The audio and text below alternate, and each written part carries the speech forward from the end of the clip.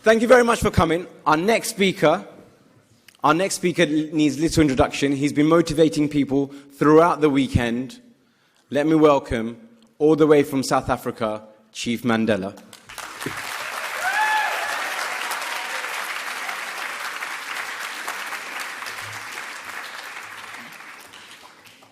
Good evening. Palestine Expo and beyond. We've come to the end of the road, isn't it? What do we ask of ourselves? What do we demand of each and one of us that has been part of this extraordinary weekend? We have to first and foremost put a round of applause for Friends of Al-Aqsa for putting this together.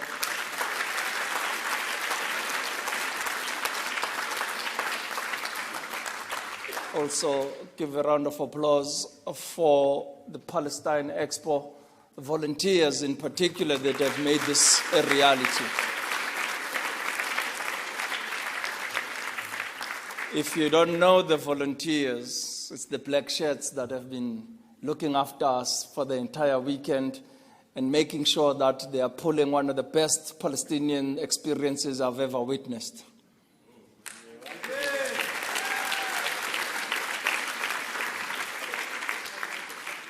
But what do these gatherings demand of us?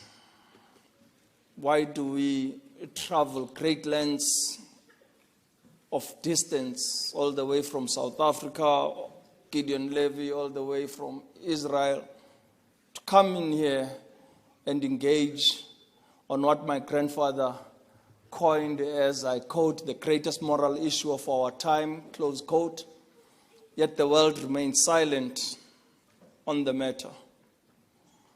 We are called today, as we come to the end of the road, when we go back to our homes, to begin activism right in our homes, right in our streets, in our very communities that we live in. Be the voice for a free Palestine.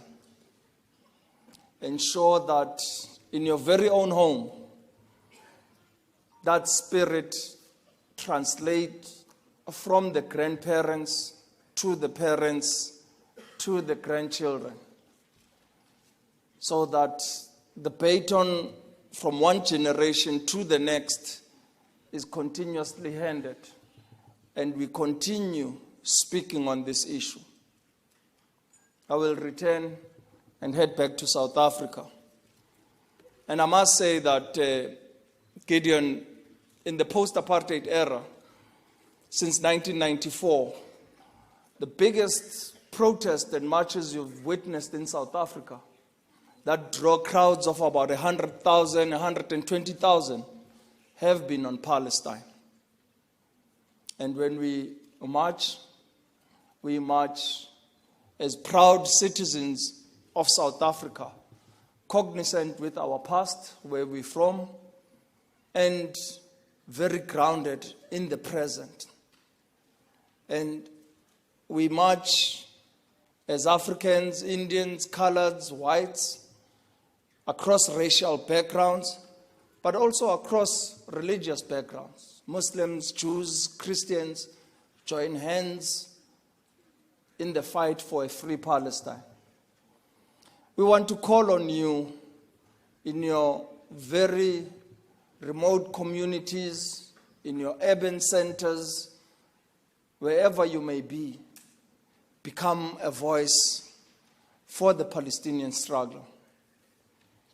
Ensure that as active citizens in your countries, you fly the Palestinian flag high. You know, I used to come here to London in the mid-80s, late 80s, while my mother stayed here. And my mother spent about 9 years here in the UK, and she was an activist for the anti-apartheid struggle. She went to every shop protesting against any South African product that was brought, protesting against any sports team that came to from South Africa to participate. She ensured that the British citizenry stood firm on our side in fighting against an oppressive and brutal regime. And we want to make that call. Wherever you may be, you have 6 million Palestinians that are in exile, spread across the world. We were fewer than that as South Africans. But every South African that was living in exile was a voice for our struggle for liberation, became an active ambassador for our struggle for liberation. We want to call on to you. Don't just become proud into the current status quo. I'm now in Britain, I'm now holding a British passport, I'm in America, I'm now holding an American passport. Know where you're from, know who you are, and know the story of your people.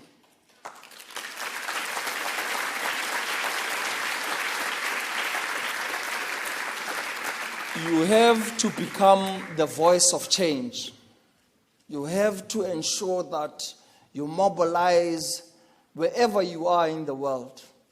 You continue to be an activist, even if you're not living in occupied Palestine.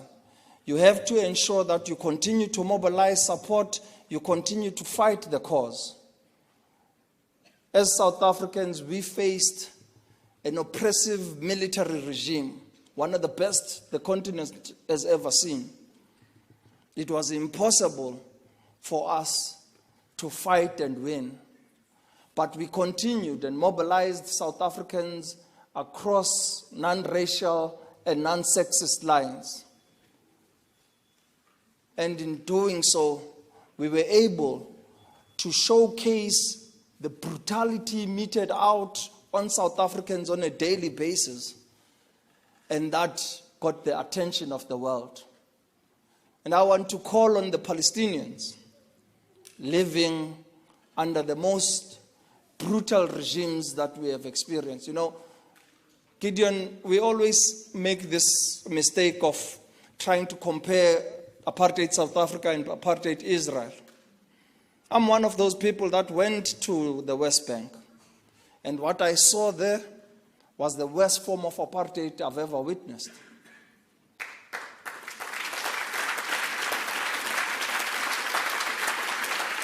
And every one of my predecessors, like Ronnie Kasrils, Desmond Tutu, have uttered the same sentiments. And we continue to ensure that we speak out against such injustice, such violation of human rights, because we do believe that one day we will realize a free Palestine. But I urge all of you to ensure that we set aside partisan lines and we unite as Palestinians and fight a just cause. Because once we unite against a common enemy, we have the strength in numbers to ensure we can realize freedom in our lifetime. But for those of us that seem to have been distanced from any issues in Palestine today, let us ensure that we grab their attention, we build capacity, and we ensure we educate so that every part of the world can know and understand the atrocities that are being meted out on a daily basis against the defenseless children and women, in particular in Palestine. But I want to make a call, Ismail, that, you know, as South Africa, we live in the SADC region.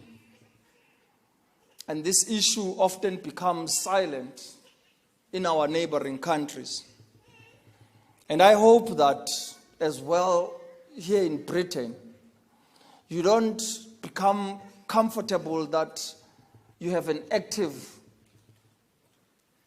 society that is championing the just struggle of the Palestinian people, but you ensure that you lobby the entire European countries that are surrounding the United Kingdom, so that we too in South Africa can become active in mobilizing not only South Africans, but the SADC region and the entire African continent. I was particularly today interested to rush in and listen to the parliamentarians that were supposed to present today. And when I leaned in more carefully to understand who was here, which parliamentarian came to participate, I came to learn that none of my colleagues showed up to participate in this. You have to make sure, like we've done, to take this debate into the South African Parliament, into the SADC Parliamentary Forum, into the Pan-African Parliament. You have to ensure that you bring it into Westminster. You have to make sure that you bring it to the Commonwealth Parliamentary Association, to the International Parliamentary Union. You have to ensure that you engage with all parliaments around the world to really support for the Palestinian cause. But South Africa is in a strong position today. We are part of the BRICS countries. And knowing where we're from and the painful past that we have experienced, you have to, as Palestinians, be able to utilize South Africa as a partner, as a brother and a comrade in arms, to ensure they become a voice for the Palestinian struggle in the BRICS countries. We often wonder as to how we sit in the BRICS countries, and then you have another BRICS country like India that trades with Israel, particularly in arms. South Africa has to call for an arms embargo in the BRICS countries.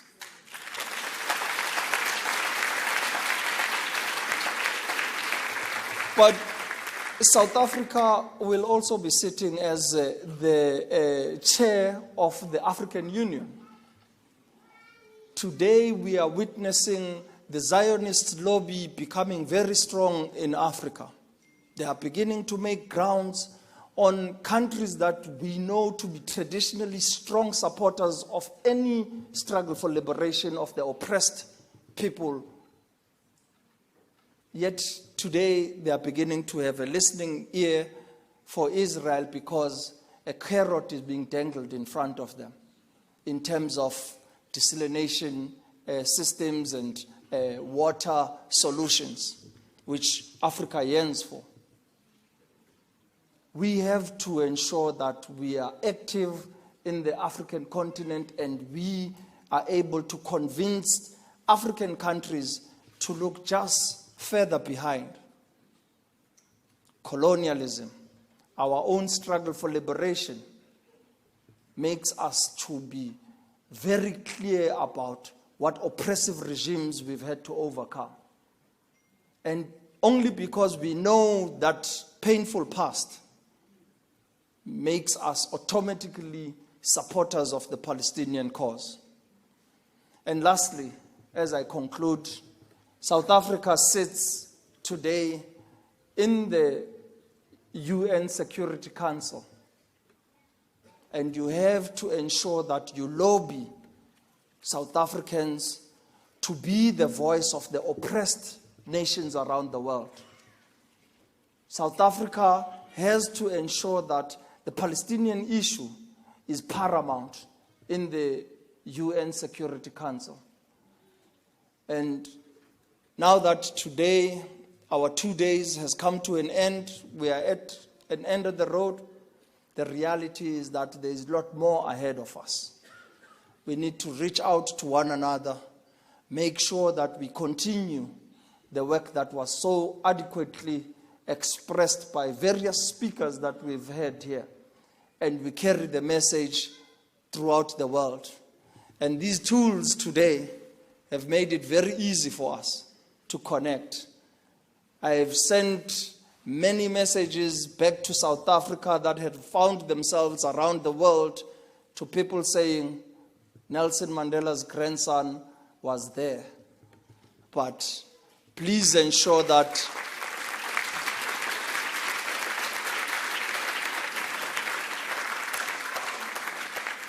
please ensure that it doesn't only have to end there, that Nelson Mandela's grandson was there.